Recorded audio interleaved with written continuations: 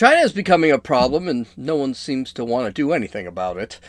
Joe Biden picks the first gay man to a cabinet post. Sort of. So much unity from Joe Biden. And cancel culture infects Twitter. This is Gene. You're listening to Dumbasses Talking Politics. Hey, this is Gene. You're listening to Dumbasses Talking Politics, and here we go. We're getting into more news stories that I just can't keep up with. I can't. They're absolutely every story is kind of getting insane and more insane and more insane. I mean, I'm listening to the news today and I'm hearing more insanity. It just doesn't seem to end. Well, there has been an unprecedented, quote, major leak, end quote, of official records uncovered. It basically states that there are, get this, almost 2 million members of the Chinese Communist Party working throughout the world, including Australia, the United Kingdom, and the United States. And what are these people doing? They're infiltrating businesses, institutions, and governments. The data lists names, party positions, date of birth, national identification numbers, ethnicity, and, in some cases, phone numbers. This was broken by Sky News. Sherry Markison, who's a reporter for Sky News, said this, quote, It is believed to be the first leak of its kind in the world. What's amazing about this database is not just that it exposes people who are members of the Communist Party and who are now living and working all over the world, from Australia to the US to the UK, but it's amazing because it lifts the lid on how the party operates under President and Chairman Xi Jinping. Communist Party branches have been set up inside the Western companies, allowing the infiltration of those companies by the CCP, Chinese Communist Party, who, if called on, are answerable directly to the Communist Party, to the chairman, the president himself, along with personal identifying details of 1.95 million Communist Party members, mostly from Shanghai. There are also the details of 79,000 Communist Party branches, many of them inside the companies. This leak is going to be a massive embarrassment to Chairman and President Xi Jinping. We should just call him a dictator because that's what it is. She did not point out that there is any evidence that there has been espionage committed, but come on. Let's call it what it is. That's what these people do. 2 million Communist Party members have infiltrated businesses and governments? How is this not something we need to worry about? It was Nikita Khrushchev that said that communism would give small doses until it overcame the illness of capitalism. That they didn't need to overwhelm capitalism. They could do it slowly. This is what China is actually doing. They are infecting our institutions. And guess what? It seems to me it's kind of working. Our culture and institutions are leaning towards their propaganda. Everyone was worried about Russia. It's not Russia. And it wasn't the Soviet Union. We always had those guys on their heels. But it is China. The media, so where's my evidence to this? The media denigrates the United States, its history, capitalism, and its freedoms. This is what China did. This is what the Soviet Union did. The Constitution is being seen as an obsolete document. China thinks that too. China thinks freedom of speech, religion, freedom to assemble, freedom to bear arms, all this stuff is nothing. They're constantly under attack. And what's worse, we're encouraged to report people to the government, whether it be local, state, or federal, for those that are actually violating what they consider social justice. We'll get to that in a second. So you carry a gun, it's social justice not to carry a gun. That's racist, right? You say something that people get all butthurt about? Well, social justice says you can't do that. And people are being told, hey, tell us when someone is not wearing a mask and we will come in and we will take care of it. That's communism, folks. Our children are being indoctrinated into this leftist philosophy and a lie about our history. And lies about our history. Our history was not as bad as it... We had some problems in our histories. There's no question. But our founding documents were on the right track. And 250 years later, our country is the strongest in human history. Social justice is also a leftist policy that's being pushed. It was implemented by all communist leaders, including Castro, Mao, Lenin, and Chavez. It was even written about in the writings of Marx, the Communist Manifesto. China is far superior at infiltrating our institutions and businesses than Russia could have ever been. And there's no other country in the world that can infiltrate our country or any other country in the world than China. Why? Well, they do have over 1 billion people. They don't have any regard for human life, morality. They don't care how their people get information. Nothing is off the table, including the use of sex, blackmail. It's all this stuff is free for them. We've helped China in their infiltration. We educate them. We educate the Chinese just so that they can leave or get information. We hire them with very little vetting on where they came from. I used to work at a defense contractor, and I know we hired a Chinese guy who actually got his degree from Beijing. He couldn't get a classification. He couldn't be classified. He couldn't see any classified materials. But he didn't. Everyone said, this guy's kind of weird. Are you sure we should have this? Sure enough, it was found he was a Chinese spy. He ended up arrested and he ended up going to prison before they sent him back to China. We allow them into our businesses to steal our information. 5G is a prime example of that. 5G is what China had no idea how to deal with 5G until they stole information from AT&T or Verizon or private companies that actually make 5G work. The Chinese telecom companies won't allow their people to go near their 5G antennas without anti-radiation suits. They don't know how to deal with things. Do you know why they don't know how to deal? Because they half-ass everything. That's what China does. It's what Russia did, or the Soviet Union did. That's why Chernobyl ended up being the huge disaster it was. And you know what's worse? We're letting them take our technology. We're letting them actually manufacture our technology. We're letting them take our jobs. I mean, most production until when Trump took over, this is why I think Trump needed another 4 years, is to actually kill the production of American goods in China. That's something we needed. It's not going to happen under Joe Biden. I don't think it is. I kind of have heavy doubts. I mean, he's been a big fan of Joe Biden's been a big fan of China for 50 years, and China's been a huge fan of Joe Biden to the point where they were messing with our elections to get Joe Biden elected. They let our iPhones and our Nikes and everything be manufactured in China under slave labor and tons of human rights violations.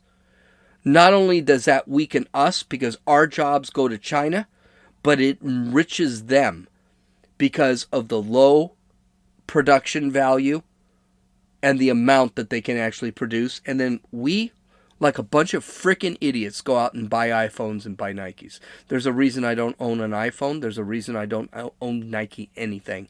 And there's a reason I will not buy Nikes. Hunter Biden's collaboration with the Chinese is an example of the Chinese infiltrating our government and why it is so important that what he is actually doing and what is Joe Biden's involvement. This cannot be swept under the rug. We do not need the Chinese having influence over a president of the United States. And to be honest with you, it looks like President-elect Biden's already been compromised. This needs to be investigated. Just today, and today is Wednesday, Fox News reported correspondence between Hunter Biden and CEFC chairman Ye Jianming from 2017 shows the president-elect Joe Biden's son extending, quote, best wishes from the entire Biden family and urging the chairman to quickly send a $10 million wire to properly fund and operate the Biden joint venture with a now bankrupt Chinese energy company. Now, in their defense, the $10 million transfer never happened. But the fact of the matter is, when in 2017, Hunter Biden had no freaking idea that Joe Biden was going to run for president. Which means money is coming in some way. And this is all from that laptop, by the way. The laptop that no one wanted to report that supposedly never existed.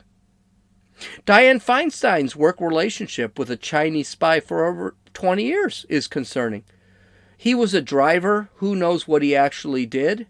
But he was there for 20 years. It shows that the Chinese have infiltrated the Senate. They are actually going for high-ranking senators. I don't know how much information the guy got, but I'm sure he got something. He was a spy. Why would he be there for 20 years? This needs an investigation.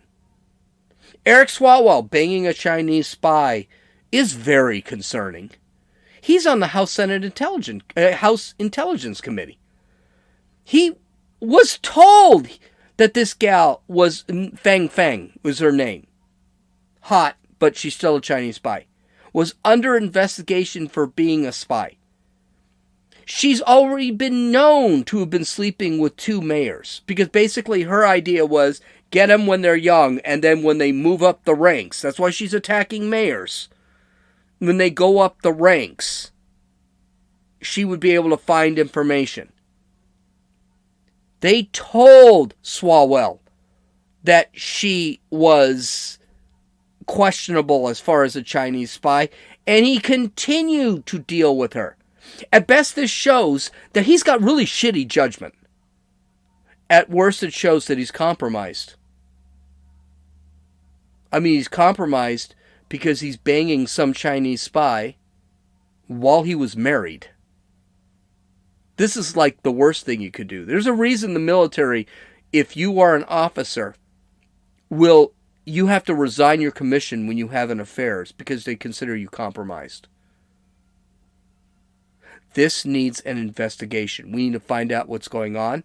And to tell you the truth, Swalwell needs to be pulled off the House Intelligence Committee.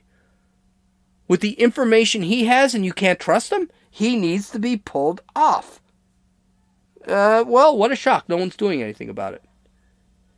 This isn't a Democrat-Republican thing. It really isn't. This shouldn't be a Democrat-Republican thing. This is dangerous for everyone within this country. But the problem is, it is a Democrat thing.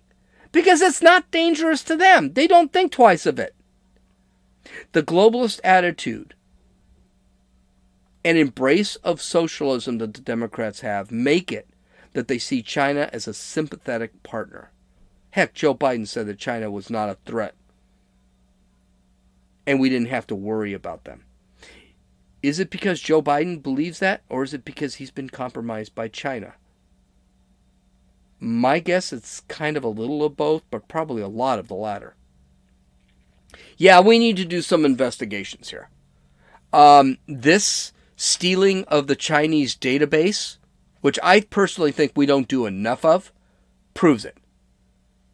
We need to investigate those people in the United States that database identifies. We need to work with some of the other free countries in the world to sit back and say, okay, what's exactly going on here? One of the things we need to do is stop educating the Chinese. For example, it's easier for a Chinese person to come, Chinese-born individual to come in and get into college than it is for me. Why is that? Is it because they're smarter? No, Japanese have a very difficult time getting into colleges because there are so many in colleges. We all know what we are in for with China if Biden becomes president, and he does absolutely nothing about all these security holes with China. If he decides to walk in and start wiping all of the tariffs on China, we know what he's about. If he starts hugging Xi Jinping, we know what he's about. Unfortunately, the 47th president of the United States, Kamala Harris, will love China. This is a very, very scary thing. Remember, I just told you, Khrushchev said, communism does not boldly, with the sword, kill capitalism. Communism introduces itself in doses until capitalism begins to break down. They do see capitalism as a virus or a bacteria. They don't see it as a great thing. And by the way, just before we give Khrushchev any credit to that, it's not really a Khrushchev thing. That was actually a Marx thing, Karl Marx thing. So this is really, really, really scary stuff, and I'm afraid China already has one of the largest, probably has the largest, they definitely have the largest navy in the world. They definitely have the largest standing army in the world. I don't think they have the technology the United States does. But what's going to happen when Joe Biden becomes president and starts giving all that crap up? And then we're looking up at China. Very, very scary stuff.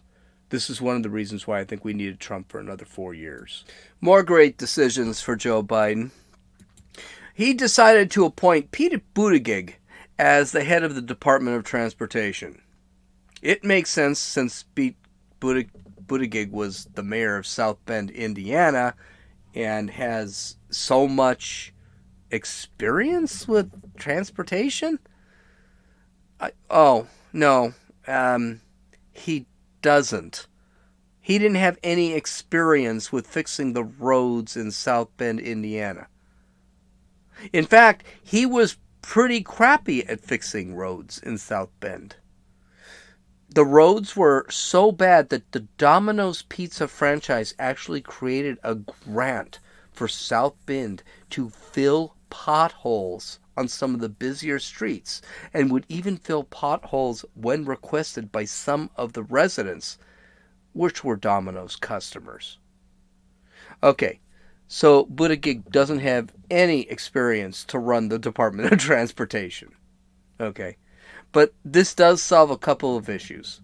First, Biden fulfills a promise to give Buttigieg a job in his administration. Buttigieg also fills out something, one of the, victim classes in another position. He put a gay man into something. He's a rich gay man, always been a rich gay man, but he's a gay man nonetheless. The first gay man to hold a cabinet post for the president. Ask Sky News, New York Times, Washington Post. This was a historic and celebrated post by Joe Biden. Here's the problem. Buttigieg wasn't the first openly gay guy put in the cabinet, as the honor already belongs to Richard Grenell, who was appointed by President Trump in February to serve as the acting director of national intelligence. Now, I may be off here, but it seems like the director of national intelligence is probably a little bit more of a prestigious position than the department secretary for the Department of Transportation. I may be way off, but I'm pretty sure it is. But you know what? The media is going to have the problem. The media is going to have with Joe Biden is that he's not particularly popular or likable. He won the election by keeping himself out of the spotlight, not talking about his policies, and letting Donald Trump take the stage. And Donald Trump is also not a particularly popular guy. No one voted for Joe Biden. They voted against Donald Trump.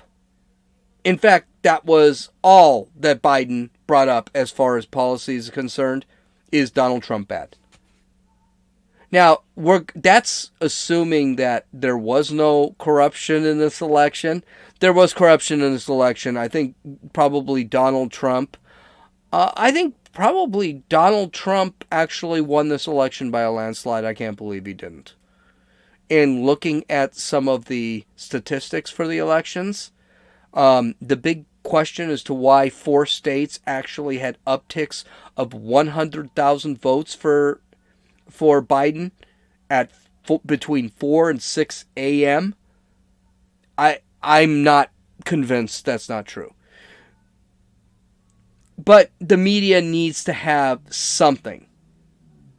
They're trying to find some issues to get people excited about Biden, or they are going to get killed in the ratings as the years go by.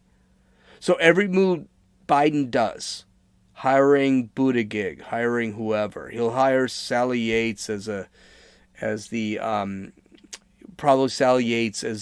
Attorney General, which I'm sure will be historic in some way, though we are not going to be able to figure out what it is at this point. It'll be historic because she'll be like the 3rd female Attorney General. I don't know.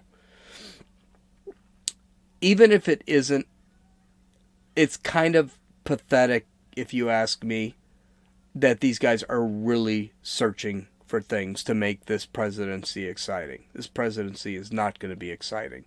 This presidency, especially if the Senate, especially if Georgia elects one of the 2 senators, probably both senators, and the Senate is Republican, there's going to be no excitement in this presidency. Nothing is going to actually get done in the next 2 years. I love talking about Joe Biden and his bullshit unity thing because he brings that up in every speech he has, except that his speeches are like once every 3 weeks or so because he's stuck in his basement and things like that. Could someone do me a favor?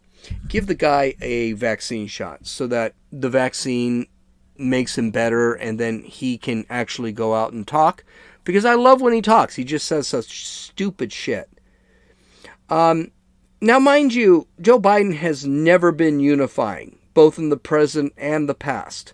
Remember, he called Mitt Romney, he said that Mitt Romney would put blacks back in chains back in 2012. This is not a unifying guy. He hates Republicans about as much as everyone else does. Well, he's also hiring people that are not so unified. Pete Buttigieg is one of those people. I mean, Pete Buttigieg is telling Catholics how to be Catholic.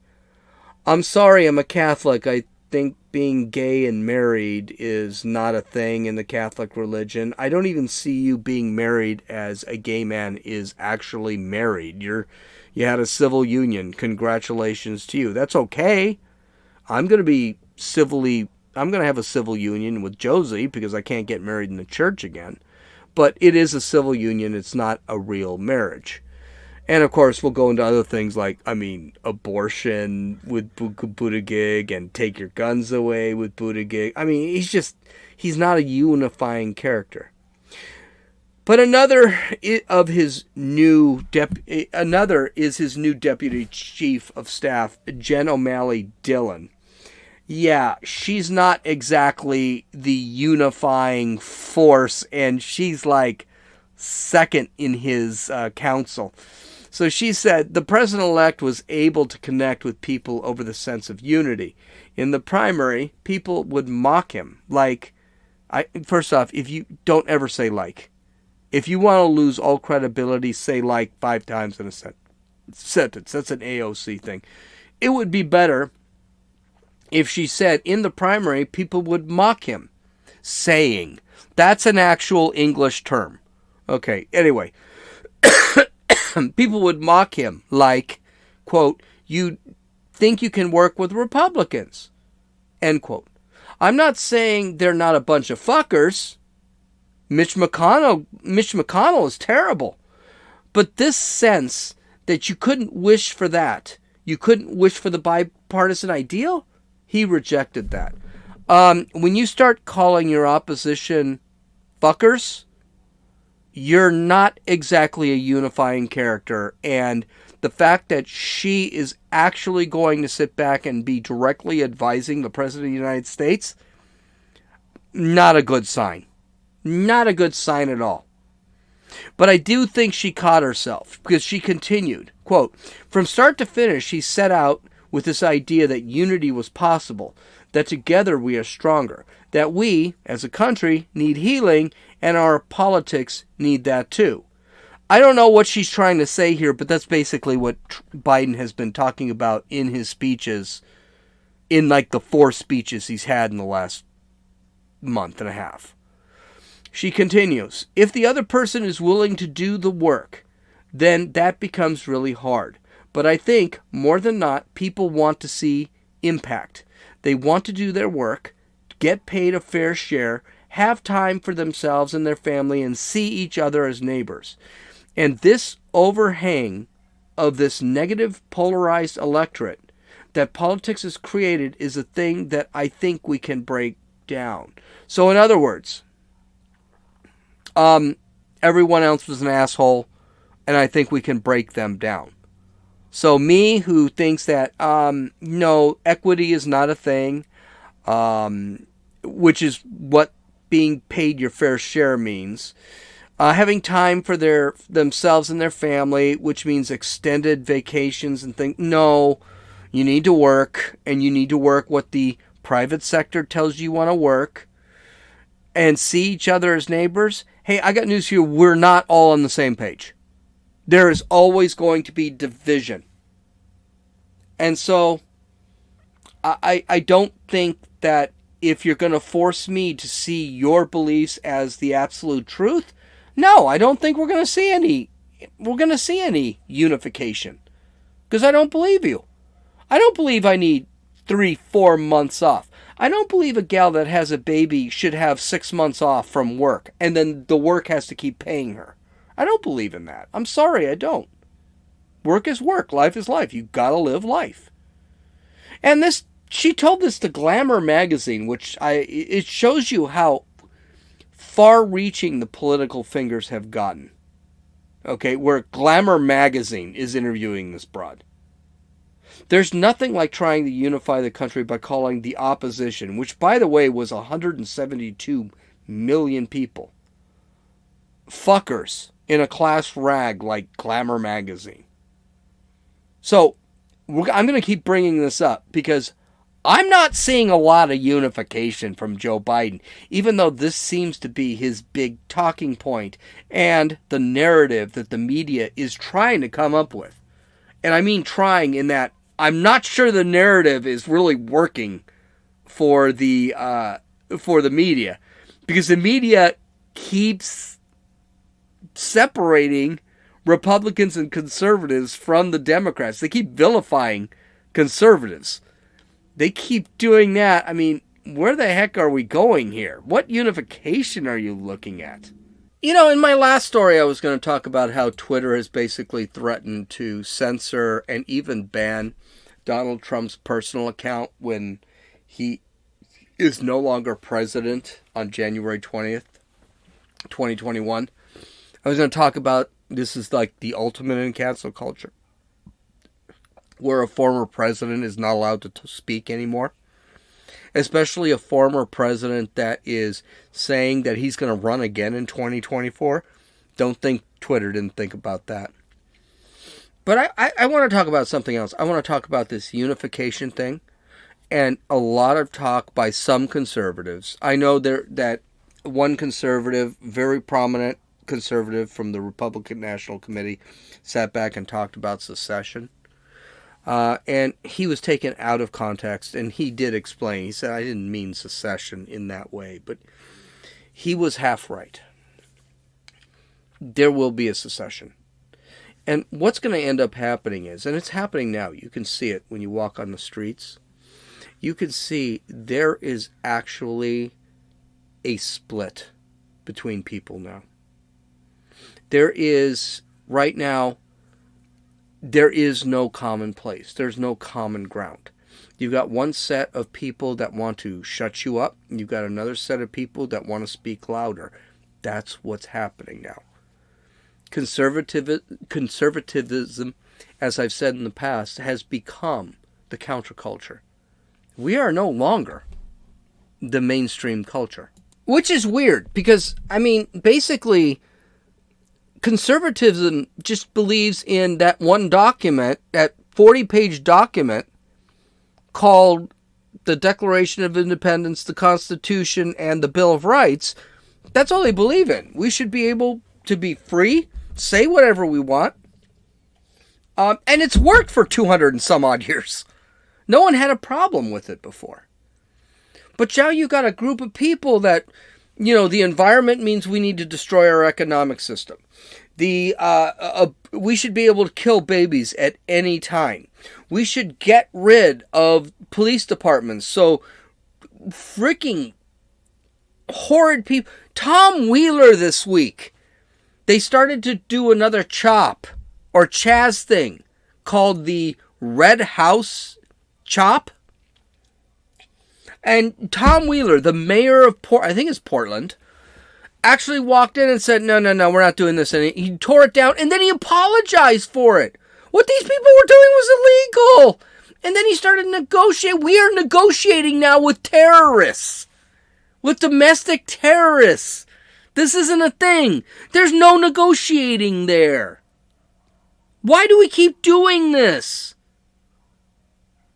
We want to get rid of our police. We want to get rid of our military. We want to eliminate our borders. Let anyone in the world in. We give sympathy to terrorists who are religiously inclined, yet we want to destroy Judaism and Christianity, who haven't harmed anyone. We burn down churches. We're tearing our history apart. There cannot be unity. But here's the thing, and I've said this before, I'm going to say it again. I'm really going to push this now. The left is a minority by a long shot. They're not a minority by a little bit. Yes, you've got leftists in the education system, but not every education system. You've got leftists who are pushing for extended family. BLM, that's what they do. They believe in village communities that raise kids as a group and not as parents. Yeah, that's not exactly something that people are going to accept. We've got groups that say we should be able to kill a baby when it's born because of a messed up abortion. Yeah, most people don't like that. We've got people that say, no, we need police because there are criminals in the world that want to hurt us. And some freaking psychologist or health or mental health worker is not going to solve anything. Most people, including in the big cities like Philadelphia, Chicago, New York City, Boston, Los Angeles, San Francisco, they do believe in that. Even Portland and Seattle, they believe in that. The left is a minority. What's going to happen is, and this is what's going to happen in the next 4 years, and hopefully Republicans win the Senate, and then we've got a watch on Joe Biden for the next 2 years until we take over the Senate and we take over the House. Because if you think Joe Biden is going to be the phenomenal leader everyone keeps saying he's going to be, he's not. He's going to F it up. And if he dies or he decides to quit or he gets impeached or whatever in the next 6 months, Kamala Harris is worse than he is. She is so bad that she couldn't get 1% of the vote when she ran for president. Maybe Joe Biden did us a favor by electing her. Nothing is going to be fixed. And he'll lose. But what you're going to see is, you're going to see things that are really different in 2 years. You're going to see Republicans actually become militant. You're going to see conservatives become militant. I don't mean militant in that we're going to start looting. We don't do that. We're not going to loot and burn down buildings, but you're going to see us become militant. And I'm going to close this with one sound clip where this weekend, or the past, actually it was the weekend before, there was a huge Trump rally, a huge rally in support of Trump, in support of the fact that there was definitely, it was a protest. There was definitely election malfeasance, and a bunch of people got together. Tens of thousands of people got together. And guess what they did? Listen.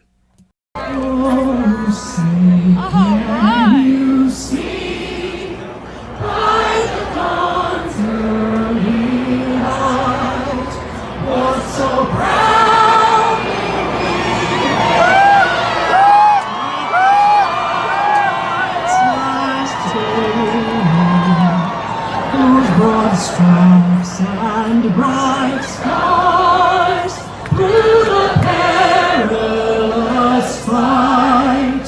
What a ramparts we watched were so gallantly streaming, and the rockets red glare, the bombs bursting in air, gave proof through the night that our flag was still there. Oh, say does that star-spangled banner yet wave o'er the land of the free and the home of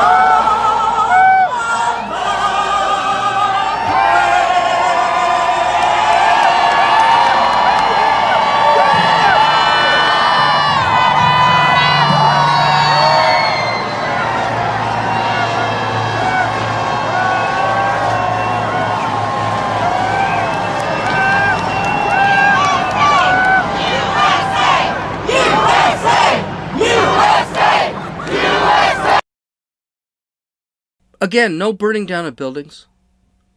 And of course the media said this was, again, a COVID risk and shit like that. They don't say anything when Antifa or BLM does this.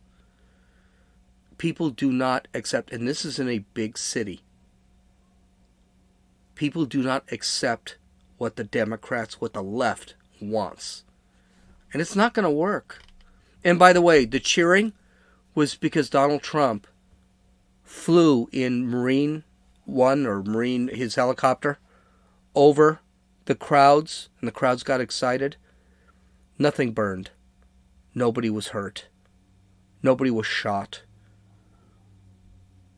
This is America. And what's going to end up happening? You're going to see far more of this. We're going to see a lot more of this. And in the next 2 years, as things get worse, you're going to see more Americans stand up. I'm lucky. I live in San Diego, which is a very conservative city as compared to, let's say, Los Angeles or San Francisco or any other leftist city.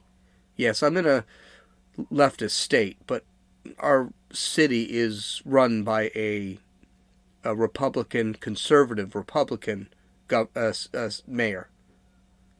So look forward to that, and always stand up and always fight. And I will tell you right now, Joe Biden's not my president. He's not my president. Doesn't mean I'm not going to leave the country. Doesn't mean I'm going to support him, not support him. I hope he makes the right decisions, but after 50 years in after 50 years in the Senate and after 50 years in the Senate and as vice president, I know he's not going to do the right thing. He doesn't know the right thing. He's freaking old and he's done. Okay. You can follow me on, well, here's the thing. I'm not even going to really talk about Twitter much anymore because I'm about to drop Twitter. You can follow me on Parler at Dumbasses Talking Politics. You can follow me on Twitter if you still want to at Runninfool, RUNNINFEWL. You can download or listen to this podcast on Apple Podcasts, Podbean, Podcast Addict, Stitcher, and YouTube. You can visit my website at www.dumbassestalkingpolitics.com. There you can take a look at all the video, graphics, audio, and all the links where I got my information. This is Gene, and you're listening to Dumbasses Talking Politics.